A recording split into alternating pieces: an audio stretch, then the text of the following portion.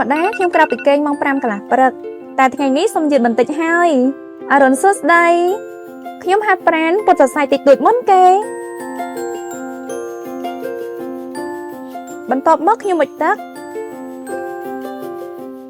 អូចូលមកដល់ខាងក្រៅបាត់ឃើញប៉ាម៉ាំងប្រហែលជាគាត់ដើរទៅហាត់ប្រាណនៅសួនមេរ៉ាបាត់ទៅហើយបន្ទាប់មកខ្ញុំមកធ្វើអាហារញ៉ាំពេលព្រឹកដែលមាននំប៉័ងនិងកាហ្វេទឹកដោះគោ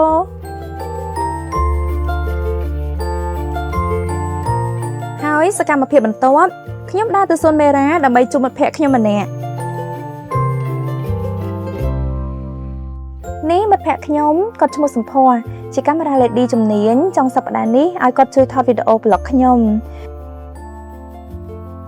សួនមេរ៉ាខេត្តភាសានេះទាំងផ្កានិងរុក្ខជាតិផ្សេងៗពណ៌បៃតងស្អាតមែនទែន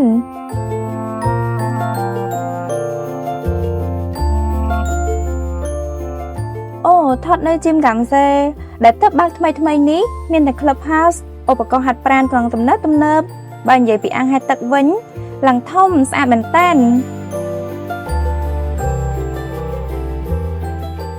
នៅមេរ៉ាម៉លយើងនៅតែបន្តថតយ៉ាងសប្បាយរីករាយពីសកម្មភាព shopping នៅផ្សារទំនើប Aeon McValue ហើយបន្តថតនៅហាងកាហ្វេ Opera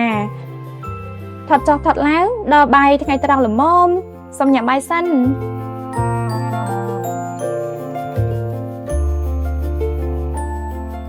ពេលរសៀលខ្ញុំបានអញ្ជើញសំភ័រមកលេងផ្ទះខ្ញុំទៅចែកគ្នាលេងពីការងារថតប្លុកខ្ញុំនិងបង្ហាញពីម៉ូតវីឡា Prince B ដែលខ្ញុំកំពុងរស់នៅខ្លះដល់នាងវីឡា Prince B ជាវីឡាតូដ៏ពេញនិយមរូបរាងតូចច្រឡឹងរចនាបថរំលេចចេញដោយការបញ្ចូលគ្នារវាងរចនាបថ Classic មើលទៅទាន់សម័យបង្ហាញពីឧត្តមភាពនិងភាពថ្លៃថ្នូររបស់ម្ចាស់ផ្ទះ